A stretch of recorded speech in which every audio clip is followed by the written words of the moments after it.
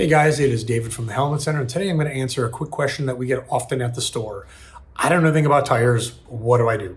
Okay, so I'm going to give you a quick 101 on tire sizing, tire construction, and a couple quick do's and don'ts.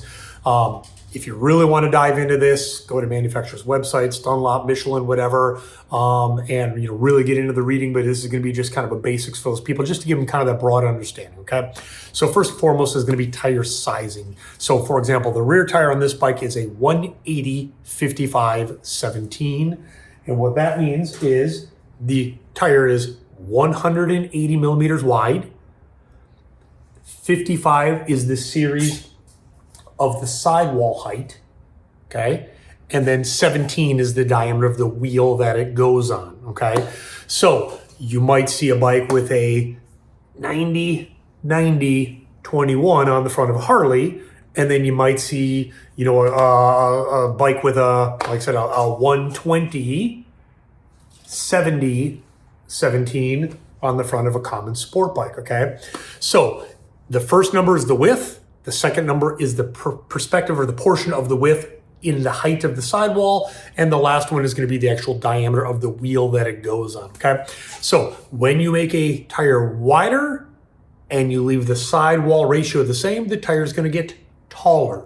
So if you have a 190/55 next to a 180/55, they both have a 55 sidewall, but one tire is going to be significantly taller because that 55 is a portion of 190 versus 180. So for you guys that are like, oh, I want to go wider on my bike or whatever, just make sure if you do go wider that you actually go shorter on the side profile, or it's going to change everything about the bike and it might not even fit, okay? People ask me about going wider all the time. Usually it's safe to go one series wider than what's on the bike without any complications. However, every bike's different, but don't be thinking you're going to put a 190 on a bike that had a 140 on it on the same wheel without having any kind of complications. So in general, maybe you can go about one size wider and get away with it, okay? So that's sizing. Construction, you're gonna have bias ply and radial. So a bias ply is an old school tire. They used to come on all the old cars. They've kind of gone the way of the dinosaurs. However, a lot of modern cruiser bikes still come with a bias ply tire. Bias ply tires are known for getting flat spots when they sit for long periods of time, kind of following grooves in the road and not tracking very good, and being a little heavier. Radial tires, on the other hand, have a metal weave or radials in them that helps them keep their shape so they can make them thinner, which then makes it lighter, okay? But it also keeps its shape, so going down the road, it doesn't wander all over the place. So most modern sport bikes, actually all modern sport bikes, are gonna have radial tires. Most adventure bikes are gonna have radial tires. Every car known to man now has radial tires.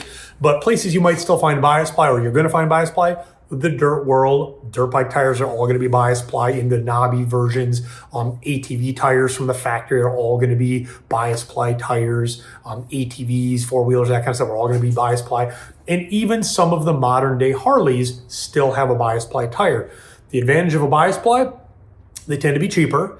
And because they don't have that radial in them, they have to make the carcass thicker to hold up the structure.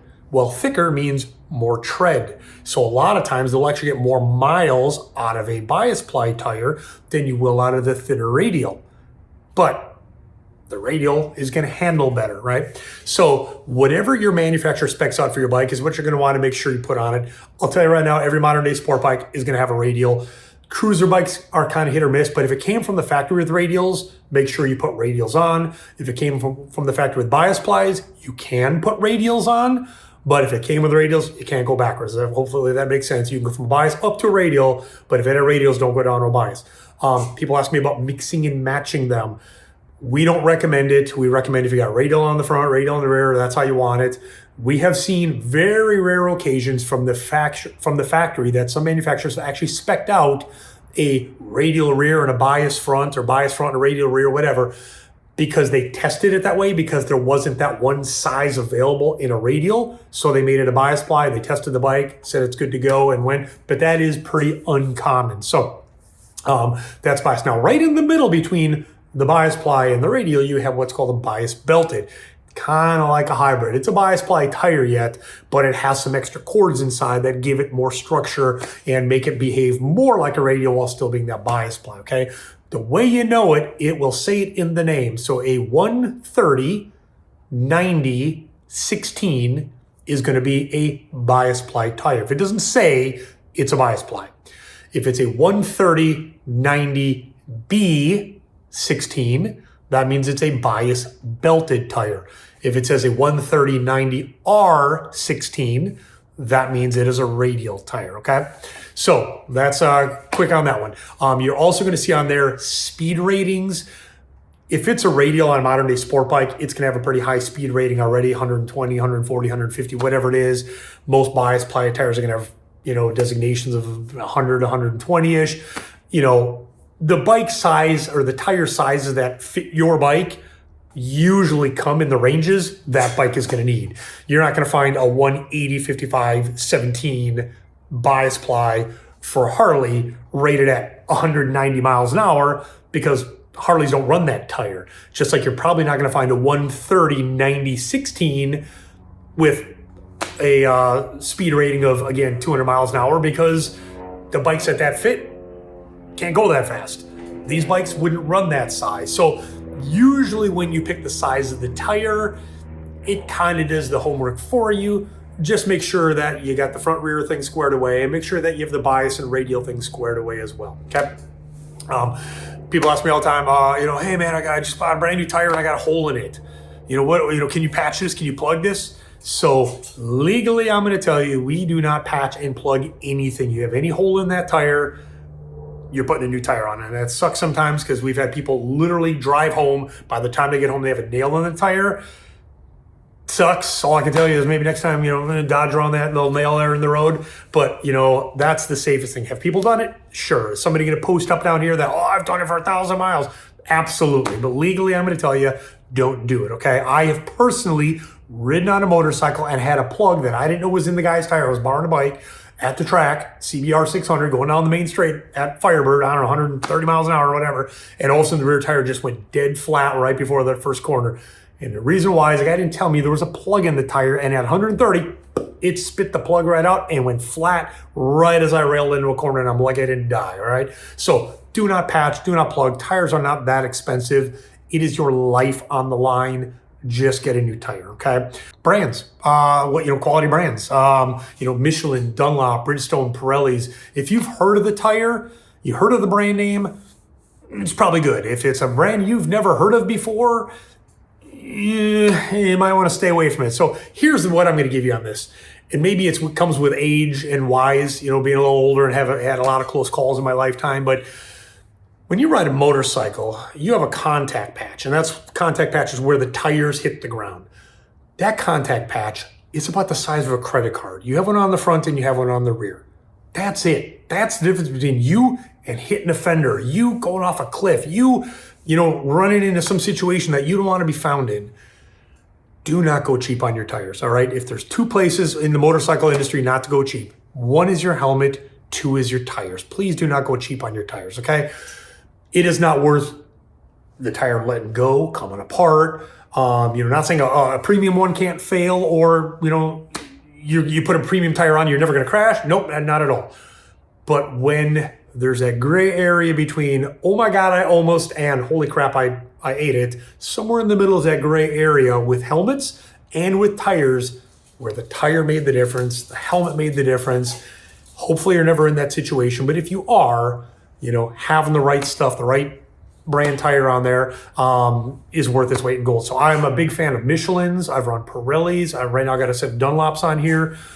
Stick to a brand name if you can. Don't buy used tires off of Craigslist and eBay for $50. One, because they probably came off the other bike for a reason. They got a hole in it or something. And two, you don't know anything about the tire. They have dates on them. There's a date stamp on the side. If you look on all modern day tires, and I'll post up a picture of that here as well, there's a stamp on the side, and tires have a shelf life. Now, it's going to depend. I've seen people run, 20-year-old tires. I've seen people have issues with a year-old tire, right? But essentially on the side, there's 4 digits. You can see them stamped in there, and it'll say like 0623. that means that tire was made in the 6th week of 2023. So as of right now, that thing's about a year old, okay? General rule of thumb is about 3 to 5 year range on a tire if you really want to be safe. Again, somebody's going to post up, oh, I got a tire with 20 years on it, I still drive it. All right, fine, do what you got to do. I'm not going to argue with you. But, generally accepted range on that is 3 to 5 years, because once they start getting older, they start to dry rot. And the rubber gets harder, they get slipperier. Your life is not worth it. So just pony up and get a new set of tires on that thing, and don't patch them, don't plug them. Make sure you match them up correctly. And if you got any questions, come down and ask us. Hey man, this is the bike I got. I need some tires. What do I do? But this was just trying to give you kind of a general vibe of what tires are now in the side-by-side world. Four-wheelers, dirt bikes, those bias ply tires, that's what you want off-road, because you want them to flex more. So as you're crawling over rocks, that works really well. But if you're driving your side-by-side or your KTM 300 on the street, you're probably going to want a radial, because it's going to track a little bit better at a longer range. Okay, not that you ride a KTM 300 on the street too much, but the point is, for you guys with side-by-sides that are driving them to, razor nights, or, taking the kids to school or whatever, you're probably going to want a radial on there, and you're going to want to make sure it's DOT rated. So that's one of the last thing I'll mention. DOT rating. If it's on a public street, it needs to be DOT rated. Any modern day sport bike tire, Harley tire, anything, those are all going to be DOT rated, okay? When you're going to get into the non-DOT stuff, it's going to be your knobby tires, your stock side-by-side tires, your quad tires. Those are not going to be DOT rated. Now, somebody could pull you over for it? Probably not, but why take the chance? So anyways, so that is tires in a nutshell there. If you guys have any questions, send us a message, post up below, ask us a question. We'll try and answer it. So that's it for today. I'm David from the Helmet Center.